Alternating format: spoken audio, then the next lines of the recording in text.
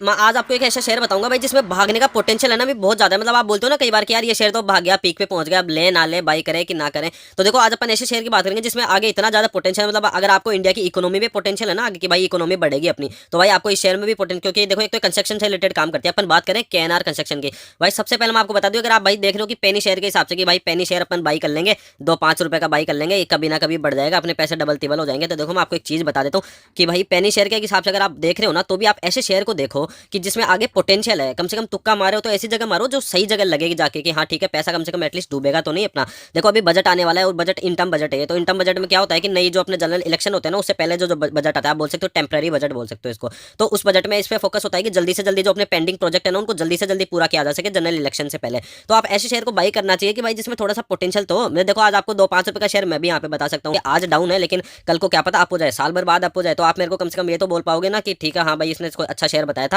कि अपन बाई कर लिया, तो आज अपने पैसे कम से कम डूबे तो नहीं और काफी अच्छा रिटर्न भी अपने को मिला। बात कर लेते हैं कंपनी के बारे में। सबसे पहले भाई ऑलवेज देखो कंपनी काम क्या करती है। तो देखो भाई कंपनी का काम है कंस्ट्रक्शन का, किस किस में रिलेटेड है, डेवलप इंफ्रास्ट्रक्चर प्रोजेक्ट्स, यानी जो अपने इंफ्रास्ट्रक्चर के प्रोजेक्ट होते हैं ना उसमें काम क्या करती है कंपनी, एक तो इंजीनियरिंग का काम करती है, दूसरा प्रोक्योरमेंट का काम करती है और तीसरा कंस्ट्रक्शन का काम करती है। अब इसमें भी बहुत सारी चीजें हैं, जैसे सबसे पहले आ जाता है अपना रोड्स एंड हाईवे में कंपनी काम करती है, इरिगेशन में कंपनी काम करती है, अर्बन वाटर इंफ्रास्ट्रक्चर मैनेजमेंट में कंपनी काम करती है। और अपन देख लेते हैं कि कंपनी के जो प्रोजेक्ट्स है ना, जो प्रोजेक्ट है उसमें क्या क्या इंक्लूड है। तो देखो सबसे पहले हाईवे प्रोजेक्ट है, दूसरा irrigation and water management, river bridges, urban development, expressways, national highway, flyover, bridges, irrigation project, urban development, commercial and residential project. यानी भाई कंपनी के पास हद से ज्यादा वैरायटी ऑफ प्रोजेक्ट्स आप बोल सकते हो। मतलब यार आप मेरे को बताओ कि नेशनल हाईवे बनने बंद हो जाएंगे क्या, फ्लाईओवर बनने बंद हो जाएंगे, ब्रिजेस बनना बंद हो जाएगा, इरिगेशन जो प्रोजेक्ट्स बन रहे हैं वो बंद हो जाएंगे। और भाई ये कितने सारे एक्सप्रेस वे तो अभी आने वाले हैं, मतलब नितिन गडकरी अपने बोल रखा है कि भाई इतने सारे एक्सप्रेस वे अभी और आएंगे। तो भाई और अर्बन डेवलपमेंट, कितनी ज्यादा अर्बन डेवलपमेंट बढ़ रही है अभी, जो सिटीज के अंदर लोग जा रहे हैं गाँव से निकल के। तो भाई इन प्रोजेक्ट्स में आप बताओ मेरे को कमी आने वाली है क्या आगे, मतलब कितने सालों तक ये प्रोजेक्ट चलेंगे और कितना लंबा ये कंपनी आप चल सकती है। भाई कंपनी 1995 में बनी थी और आज कंपनी को लगभग आप बोल सकते हो 30 साल का एक्सपीरियंस हो गया है। तो ऐसा मतलब छोटी मोटी कंपनी नहीं कि आजकल में आई और बढ़ गई। तो अब अपन बात करेंगे कंपनी की जो फाइनेंशियल है ना उसकी क्या डिटेल है। तो देखो भाई इसका अपर सर्किट 315 पे, लोअर सर्किट है 210 पे। लेकिन देखो सबसे अच्छी बात पता है क्या, ये चीजें तो ठीक है बात की बात है, लेकिन सबसे पहली बात है जो इसका पी रेशो भाई, लो पी रेशो अभी 13.77 का पी रेशो चल रहा है इसका। लेकिन अर्निंग पर शेयर आप इसका देखोगे भाई ये अराउंड 36% की तेजी, आप बोल सकते हो 36 से ज्यादा, ये 37% के आसपास की तेजी है।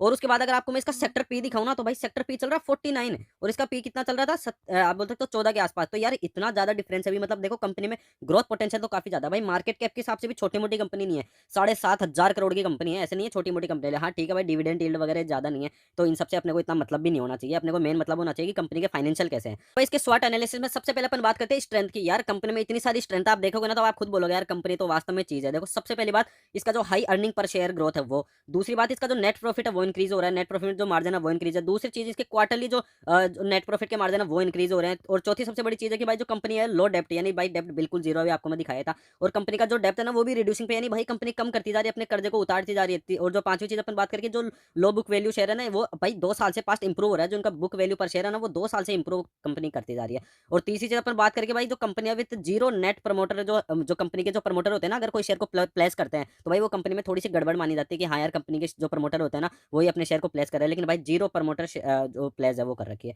और एफ भी कंपनी में जो लगातार अपनी शेयर होल्डिंग है वो बढ़ाते जा रहे हैं। अब अपन बात करें इसकी वीकनेसेस क्या है, तो देखो इसमें कुछ ज्यादा वीकनेसेस नहीं है, इसलिए मैं आपको बता था कि कंपनी वैसे ओवरऑल बढ़िया है कि जो म्यूचुअल फंड है ना वो अपनी शेयर होल्डिंग को डिक्रीज कर रहे हैं क्वार्टरली, यानी लास्ट क्वार्टर के अंदर उन्होंने डिक्रीज किया था। अब अपन बात कर लिए इसमें अपॉर्चुनिटीज क्या क्या है। तो भाई अपॉर्चुनिटीज में देखो सबसे पहली बात करें कि जिसका करंट पी रेशो ना वो लेस देन 3 ईयर्स 5 ईयर और 10 ईयर के पी से भी। और तीसरी दूसरी बात अपन बात करें जो प्रॉफिट है ना कंपनी के वो high ROC and low P है, यानी आपको मैं बताया था कि इसका जो पी रेशो चल रहा है वो थोड़ा कम है और कंपनी के जो ओवरऑल जो इंडस्ट्री का पी उससे कम है। और बाकी बात करें अपन इसकी जो ब्रोकरेज है ना वो अपग्रेड करे रिकमेंडेशन को, टारगेट को, यानी जो उसका टारगेट है ना कंपनी के वो बढ़ाते जा रहे हैं जो ब्रोकर जो होते हैं वगैरह। और जो भी अपन एक और चीज की बात करें कि जो एनालिस्ट है ना भाई तो वो उनकी रेटिंग बढ़ाते जा रहे हैं, 20% अपसाइड, यानी कंपनी अभी कम से कम भी 20 से 30% अप जा सकती है। अब अपन बात करें कि थ्रेट क्या है कंपनी के लिए, तो भाई no threat for this stock, कोई थ्रेट नहीं है कंपनी को, तो ये सबसे बड़ी चीज है। अब हम आपको बता देता हूँ थोड़ा सा प्राइस फोरकास्ट, यानी प्राइस में क्या क्या आप चेंजेस देख सकते हो। तो भाई देखो इसके हाई जाने की पॉसिबिलिटी है 340 रुपए पे, ये मीडियम रहेगा ऑलमोस्ट 300 के आसपास, और लो जाने की पॉसिबिलिटी है 263। देखो ये कोई एक फिक्स नहीं होता, लेकिन मैं आपको एक एवरेज लेके बता रहा हूँ कि हाँ भाई ये जो आप बोल सकते हो कि दिमाग में रख सकते हो कि हाँ ये हो कंपनी का फोरकास्ट, यानी कंपनी के प्राइस के साथ ये सब चेंजेस हो सकते हैं। अब देखो मैं डिस्क्लेमर वापस दे देता हूँ कि कोई रिकमेंडेशन नहीं है अपनी स्टडी से बाई करना। अब थोड़ा सा अपन बात करें भाई, जो एनालिस्ट है ना वो क्या बोलते हैं, देखो बाई की रिकमेंडेशन दे रहे हैं 40% क्या, और आउट परफॉर्म की दे रहे हैं 28%, भाई होल्ड की भी दे रहे हैं 22%, केवल अंडर परफॉर्म की 11% दे रहे हैं, सेल की तो जीरो है, जीरो। आप देख लो भाई, मतलब ऑलमोस्ट 90% के आसपास तो आप बोल सकते हो बाई, आउट परफॉर्म और होल्ड की है, केवल 10% के आसपास अंडर परफॉर्म की और सेल की तो जीरो है। अब बात करें कि कंपनी के फाइनेंशियल क्या है, तो देखो भाई इनका रेवेन्यू 2019 में केवल 2291 करोड़ था, भाई लगातार बढ़ता जा रहा है। कितना प्यारे स्लोप दिखाई दे रहा है आपको कि मतलब लगातार अब 4000 करोड़ के आसपास की कंपनी पहुंच गई है रेवेन्यू के मामले में 2023 में, यानी 4 से 5 सालों के अंदर ही कंपनी ने रेवेन्यू को ऑलमोस्ट डबल के आसपास कर दिया है। अब दूसरी चीज अपन बात करें कि भाई रेवेन्यू तो आ रहा है लेकिन कंपनी प्रॉफिट भी कमा रही है, नहीं तो भाई बिल्कुल कंपनी शानदार प्रॉफिट कमा रही है। देखो प्रॉफिट भी 440 करोड़ पे पहुंच गया, यानी जैसा रेवेन्यू दिखाई दे रहा था ना आपको अप ट्रेंड के अंदर, वैसे ही ऑलमोस्ट प्रॉफिट अप ट्रेंड में दिखाई दे रहा है, यानी 4 साल में ऑलमोस्ट डबल से, मतलब 1.5 गुना से ज्यादा डबल से नीचे है। अब ये थोड़ा सा देखो कंसर्न की चीज़ है कि जो अर्निंग पर शेयर है वो थोड़ा सा डाउन हुआ है, मतलब 2 रुपए के आसपास आप डाउन है, लेकिन देखो इतनी ज़्यादा भी, क्योंकि देखो कंपनी जब ग्रोइंग फेस में होते हैं ना तो ये सब चीज़ें थोड़ी सी चलती है।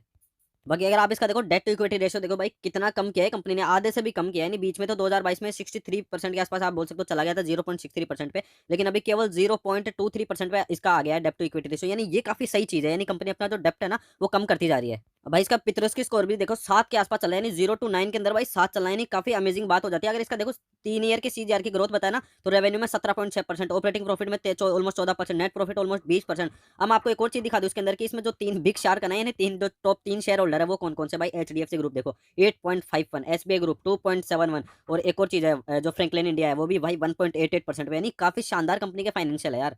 तो ठीक है भाई, मैंने आपको सारी डिटेल बता दी है कंपनी के, इन डेप्थ अपन पूरा एनालिसिस कर चुके हैं कंपनी का। अब देखो डिसीजन फाइनली आप ही का होता है, मेरा काम है इन्फॉर्मेशन बताना, डिसीजन आपको लेना है कि आपको जाना चाहिए नहीं जाना चाहिए। वैसे बजट आने वाला है तो थोड़ा सा ध्यान रखना, ये मेरे हिसाब से जा सकता है, बाकी रिकमेंडेशन कुछ नहीं दे रहा मैं। तो ठीक है गाइज, मिलते हैं फिर नेक्स्ट वीडियो के अंदर। वीडियो अच्छी लगे तो भाई लाइक करना, और अगर कौन सी कंपनी का आपको नेक्स्ट एनालिसिस चाहिए भाई कमेंट सेक्शन में बता देना, उसके भी अपन एक वीडियो बना देंगे। और भी बजट से रिलेटेड शेयर आने वाले हैं करंटली, तो उनके ऊपर भी आप ध्यान रखना, चैनल को सब्सक्राइब करके रखना। मिलता है फिर, बाय बाय, थैंक यू।